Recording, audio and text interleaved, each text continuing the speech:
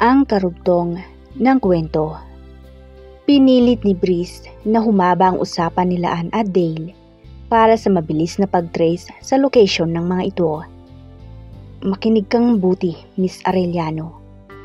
Turan ni Dale habang naka-loudspeaker ang cellphone ng dalaga na nakakabit sa monitor. Nasaan ang papa ko? Anong ginawa mo sa kanya, ha? Galit na turan ni Ann. Pilit niyang pinatatatag ang boses. Kailangan ko ng pera at gusto ko ikaw ang magdadala. Ikaw lang mag-isa. Naintindihan mo ba? Ikaw at ang pera lang ang gusto kong makita. Saad ni Dale. Nasaan ang papa ko? Bulyaw ni Ann na hindi na napigilan ang sarili. Ang importante buhay siya. Huwag kang atat. Gawin mo ang gusto ko at pakakawalan ko ang tatay mo. Tugon ulit ng lalaki. Nagtatagis ang mga ngipin ni Ann sa galit kay Dale. Nakuyom pa ng dalaga ang mga kamao niya, subalit sumenyas si Breeze na kausapin ang lalaki. Huminga ng malalim si Ann saka muling nagsalita. Huwag kang magkakamali, Dale. Kahit sa impyerno, susundan kita kapag may ginawa kang hindi maganda kay Papa. Turan niya at pinilit na maging matatag ang boses. Wala akong ginawa sa kanya, basta susundin mo ko. Huwag kang makulit at baka marindi ako. At iparinig ko sa iyo kung paano ko unti-unting lagutan ng hininga ang pinakamamahal mong ama. Banta ni Dale. Magkano bang kailangan mo, ha? 50 million. Hintayin mo ang susunod kong tawag para malaman mo kung saan tayo magkikita. Tugon ng lalaki. What? Bulalas ni Ann. Malutong na halakhak na lang ang sinagot ni Dale. Kasunod niyon ay ang pagkaputol ng pag-uusap nila. Humanda kayo sa gagawin natin at sa pagkakataong ito, sisiguraduhin kong walang ni isang mapahamak sa inyo. Turan ni Breeze. Na-trace ba, Tito? Tanong ni Marcos. Tumango si Breeze. Ann, ihanda mo ang kailangan ni Dale. Kailangan nating sundin para hindi makahalata. Nasa liblib ang lugar na ito, kaya kailangang mapalibutan para wala silang matakasan. Saad ni Breeze. Wala po akong 50 million, sir. Si Papa ang may ganyang kalaking pera. Tugon ni Ann. Saka napabuga ng hangin. I'll provide the money para matapos ng lahat ng ito. Turan ni Marcos. Okay, ihanda na ninyo ang mga kailangan at tatawag na ako sa office. Pagkatapos ay mag-usap-usap ulit tayo para sa karagdagang plano. Saad ni Breeze, saka iniwan ang magnobyo sa opisina ni Marcos. Agad yumakap si Ann kay Marcos pag alis ni Breeze at ng tatlong kasama nito. Thank you. Kung hindi dahil sa'yo, wala akong magagawa sa bagay na ito. I'm sorry for causing you problems. Saad ng dalaga habang humihigbi sa dibdib ng nobyo. Shh. Matatapos din ang lahat ng ito. Bulong ni Marcos habang mahigpit ang yakap kay Ann. Sa kabilang banda, gutom na si Mr. Arellano. Hindi pa nila ito dinadalhan ng pagkain, ni tubig ay wala. Hoy tanda, kumain ka na. Huwag kang magreklamo kung anong meron. Ubusin mo lahat yan at baka ito na ang huling kain mo. Pabalang naturan ni Dale. Saka inilapag ang pagkain sa harapan ni Mr. Arellano. Saka ito tinanggalan ng busal. Paano ako kakain? Nakagapos ako. Saad ni Mr. Arellano bago pa nakalabas si Dale. Ngumisi ito nang muling humarap. Maghintay ka. Anas nito saka umalis. Makalipas ang ilang sandali ay bumalik itong may kasamang 4 na lalaki. Kalagan mo para makakain. Bantayan ninyong mabuti hanggang matapos. At pagkatapos niyang kumain ay igapos at busalan ulit ninyo. Utos ni Dale sa isang lalaki. Maya-maya ay iniwan sila ni Dale sa silid na yon. Tiningnan ni Mr. Arellano ng matalim ang mga armadong nakapaligid sa kanya. Anong tinitingin-tingin mo, tanda? Anas ng isa sa mga ito. Dagling nagbawi ng tingin si Mr. Arellano, saka kinuha ang tubig at uminom. Uhaw na uhaw siya ng mga sandaling iyon. Pagkatapos ay kumain na rin. Pinagtiyagaan na lang ang kung anong ibinigay. Malamang ay pera niya ang pinambili ng mga ito ng pagkain. Mga kriminal ba kayo, kaya kayo nakulong? Tanong ni Mr. Arellano pagkatapos kumain. Wala kang pakialam. Galit na tugon ng lalaki. Bakit ninyo pinili na sumama kay Dale? Bakit kayo tumakas? Gayong pinibigyan kayo ng pagkakataong magbago. Wala ba kayong mga pamilya? Patuloy ni Mr. Arellano. Umaasa na makonsensya ang mga ito at pakawalan o tulungan siyang tumakas. Ang dami mong satsat, anas ng isa pang lalaki. Igapos mo na, utos ng isa sa katabi nito. Medyo nag-aalangan itong gawin ang utos ng katabi pero sa huli ay sinunod na lang din. Pagkatapos muling maigapos at nambusalan ay umalis na ang apat na lalaki. Muli ay naiwan si Mr. Arellano sa silid na yon. Sumapit na naman ang gabi. Naghahanda na ang mga NBI para palibutan ang kinaroroonan nila Dale. Kasama sina Ann at Marcos. Dala ang kaukulang halaga na hinihingi ni Dale. Keep this with you, Ann, para malaman namin kung nasaan ka. Kung sakali. Saad ni Brice. Saka kinabit kay Ann ang isang body camera. Nakakabit sa hikaw, kaya hindi aakalain ng sino man na kamera. Mahal, mag-ingat ka. Nasa likod mo lang ako. Bilin naman ni Marcos. Nag-aalala siya para sa nobya, subalit kailangan nilang gawin ang mga plano para makuha ang tatay ni Ann. At maibalik na rin sa bilangguan si Dale at ang mga kasama nito. Tiyak nila na hindi ito nag-iisa. Yumakap si Ann kay Marcos. Habang hinihintay nila ang tawag ni Dale, ay nanatiling yakap ng binata ang nobya. Kinakabahan siya sa gagawin ni Ann, pero kailangan nito na magtiwala sa dalaga. Isa pa, kasama naman nila ang halos buong pwersa ng mga kapulisan at NBI. Ngunit lingid sa kaalaman nila ay may mga mata na nakabantay sa kanila. Maya-maya ay tumunog ang cellphone na hawak ni Ann. Yun ang hudyat para sa lahat. Pagkatapos ng maikling pag-uusap ni Dale at Ann, ay agad nang kumilos ang mga alagad ng batas. Mag-iingat ka. Bilin ulit ni Marcos saka hinagkan sa noo ang dalaga. Pagkatapos ng tagpong iyon ay lumakad na si Ann. Malamlam ang ilaw sa lugar na iyon.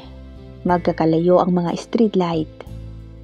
Ang ilaw ng kotse na ginamit nila ang nagsasabing liwanag ni Ann habang naglalakad papunta sa kinaroroonan ni Dale. Ngunit hindi lahat ay abot ng liwanag na yon.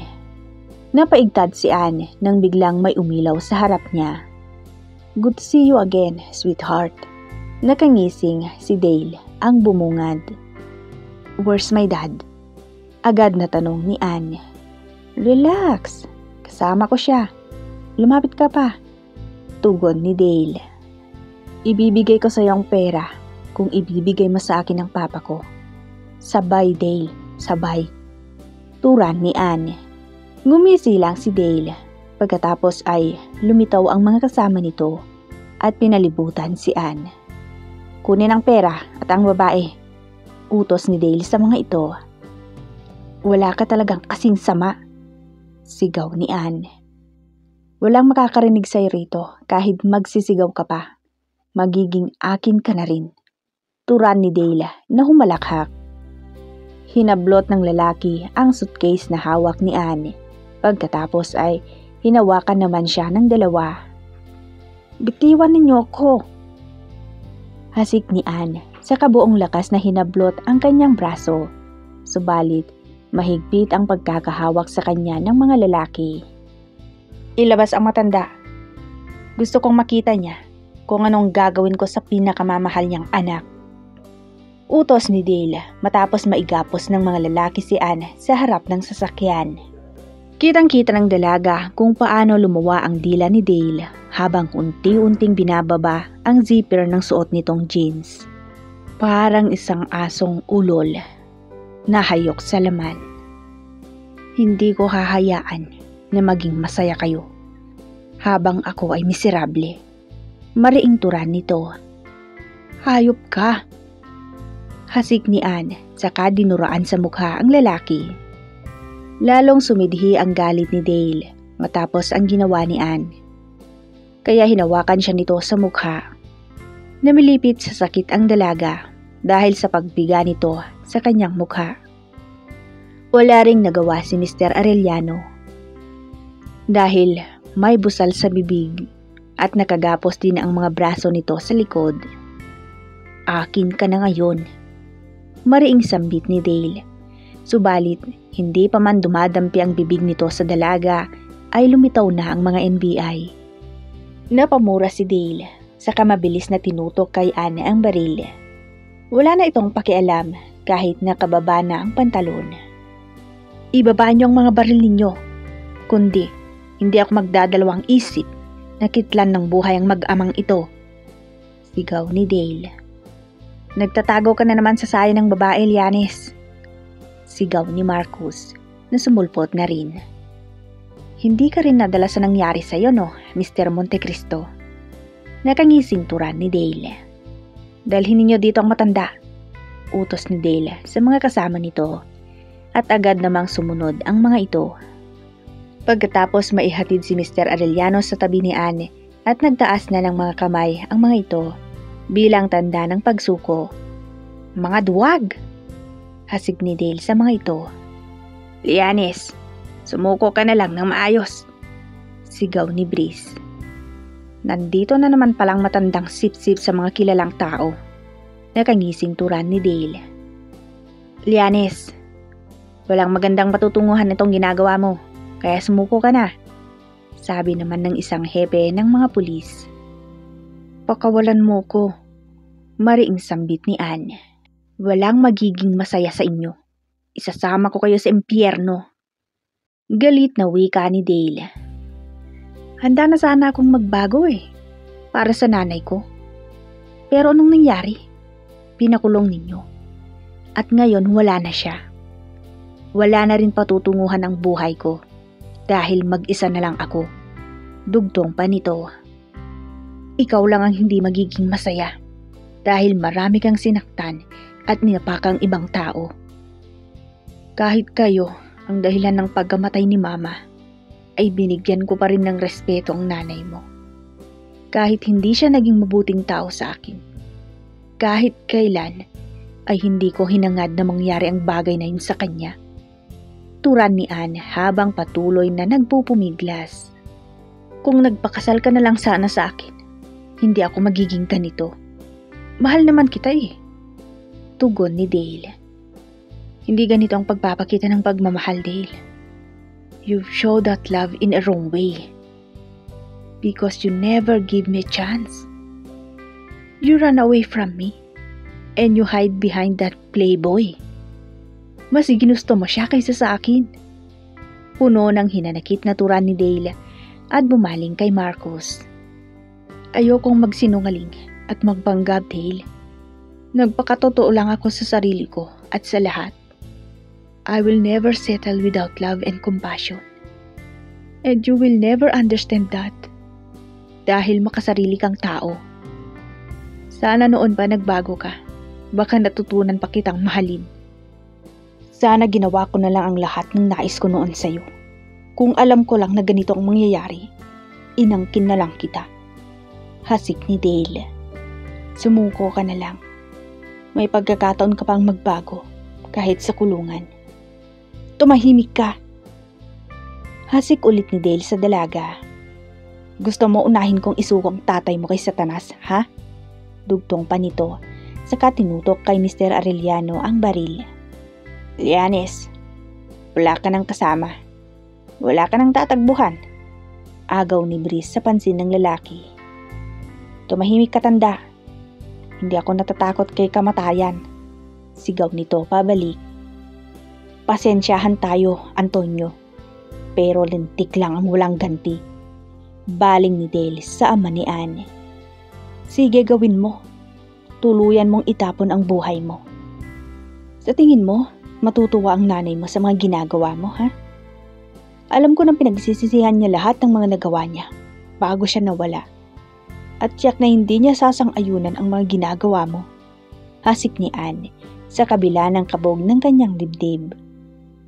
At ang mga sumunod na sandali ay umalingaw-ngaw ang putok ng baril sa paligid.